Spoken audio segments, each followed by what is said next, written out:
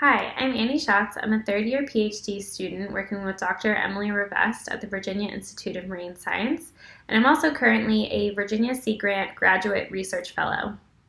Today I'll be discussing both oysters and climate change and how these two topics intersect within my research because I look at the impact that climate change might have on baby oysters in particular.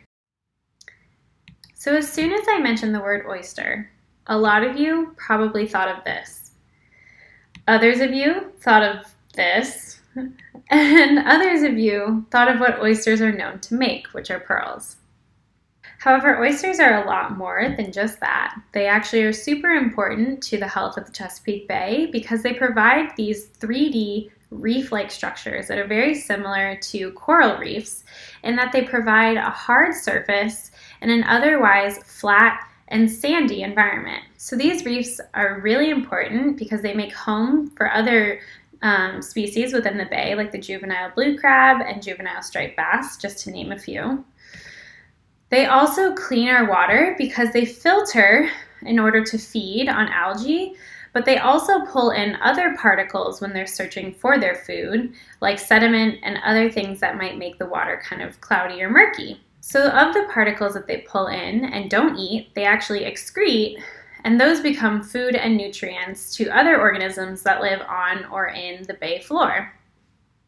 So they have a plethora of services that they provide to their surroundings, but they can also provide us with some benefits through aquaculture as well as the wild harvest fishery. They can even protect our shorelines and our homes from storm surge because the reefs can actually dissipate any energy from waves. But their ability to provide these services depends on the prolongation of their populations, which depends on the health and the survival of their young. So an oyster life cycle is composed of two different parts. The first part being the larval stage, and larvae just refers to baby oysters, and that's what I'll be calling them for the rest of this talk. And this stage, they look and behave differently than that of what you probably thought of when I said oyster, which is in this second part of their stage that houses the juvenile and the adult forms. But my research is mostly focused on the larval stage, which is about 2 weeks long, and it ends with them transitioning or metamorphosing into that second part or the adult form. During this larval stage, though, they can actually move freely and they can swim. So here's a video that I took of them swimming under the microscope. And you can see that they're not the best swimmers, but they do this so that they can find homes and places to settle, but also to increase their likelihood of finding food, which is really important during this 2-week period because they're undergoing a lot of changes and developments that are really energetically expensive, just like us when we were younger. But this energy doesn't just go to growing and developing. It actually has to be divided amongst different aspects of their biology, which actually makes them really vulnerable to outside stress from the environment.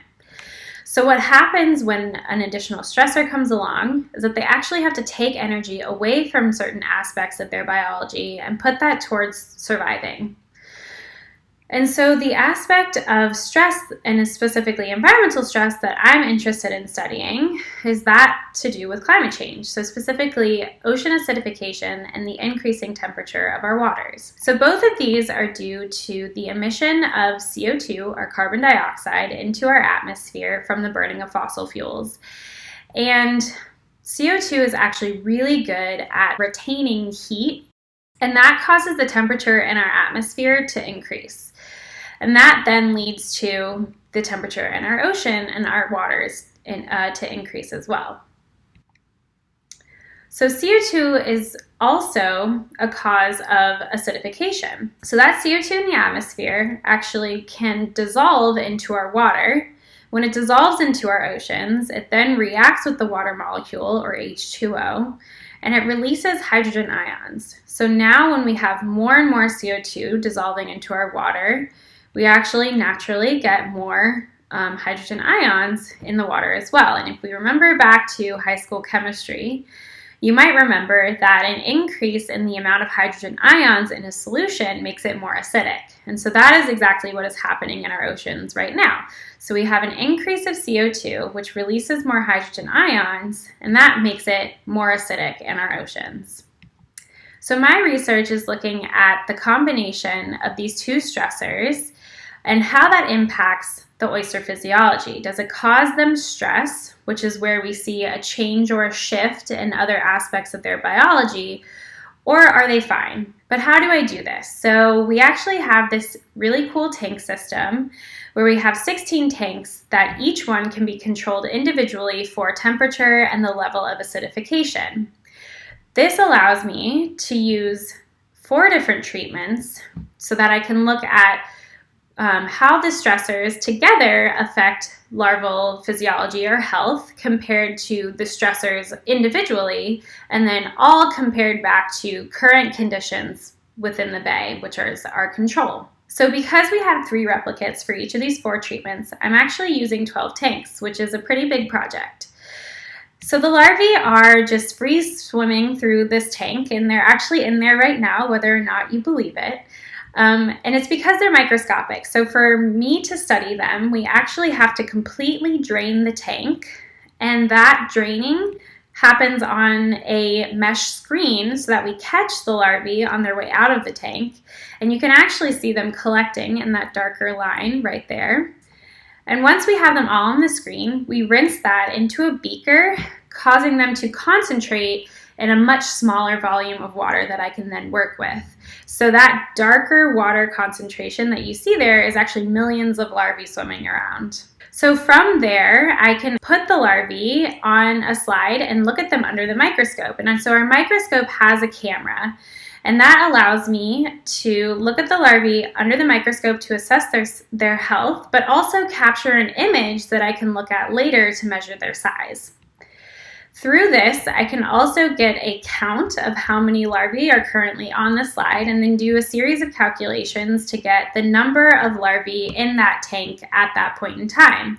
So I take these measurements throughout the larval period, and that gives me an estimate of the mortality that might be happening in each tank. I also use that number to collect my larvae for my physiological analyses, or in order to look at how much stress is occurring. So again, the point of my research is to see if these different environmental conditions cause oysters to shift different aspects or different levels of their biology, which would indicate that they're stressed.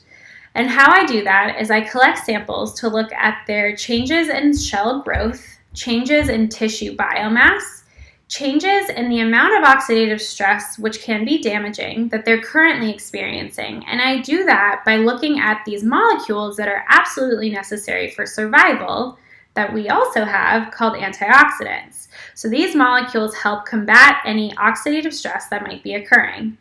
I'm also looking at changes in their long-term energy storage through fatty tissue cells like lipids. And lastly, I'm looking at how these different conditions affect the oyster's metabolism as a whole, which relates to their total energy requirement at that point in time. So looking at all of this together gives me a more holistic picture of how these different environmental conditions might impact these larvae and populations of oysters in the future, which can be important not only for oyster restoration, but also for aquaculture and the harvest industry. So with that, I'll take any questions, but before I do, I just need to thank my funding sources because I would not be able to do the research without them. And also, if you want to, you can feel free to email me or follow me on Twitter. And lastly, if you liked what you just saw, there's a lot more research that happens at BIMS every single day.